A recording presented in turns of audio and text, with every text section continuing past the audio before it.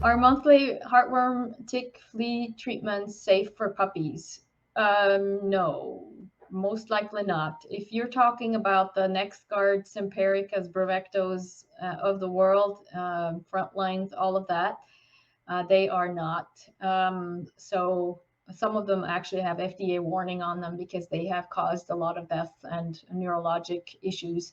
And some people have had a very rude awakening after giving some of these drugs to their animals as preventatives, where it basically destroyed their animal's health or they even died. So they are not safe. And I highly recommend that you watch Dr. Judy Morgan's presentation. I believe that's on Tuesday, where she talks about all of those. And she's done a lot of studying and she's been very vocal about that. And when you look around Facebook too, there are Facebook groups that have tens of thousands of people in it with animals that have been damaged by some of these treatments. So they definitely are not safe.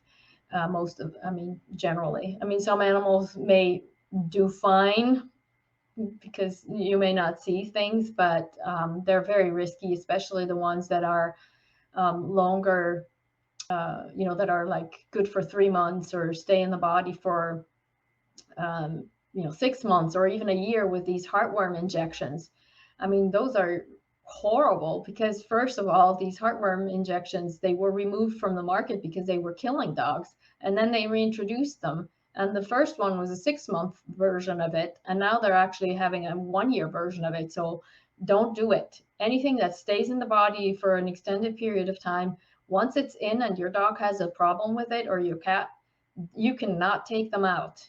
They're in the system. There's no way of removing those. So yeah, I highly recommend being extremely careful because it can really ruin an animal's health and life completely, and yours as well, because obviously when the animal is suffering, you're going to be suffering with them, especially when they end up with seizures and that sort of thing. So definitely, I highly recommend that you watch Dr. Judy Morgan's talk first before you give your puppy anything. Um, because for the most part, if the body is healthy, if you apply the 7 pillars of health to your animal, then your animal will be much more able to get rid of, or will be less attractive to ticks and fleas to begin with. And if they were to get infected with anything that comes from ticks or mosquitoes such as heartworm, they're also much more able to deal with that and kill it, because the body has an incredible capacity of dealing with whatever is coming, and also an incredible capacity of living with things. So if you support the body to be really healthy, then for the most part, you're probably never going to need any of these things, and your puppy will be fine. Plus,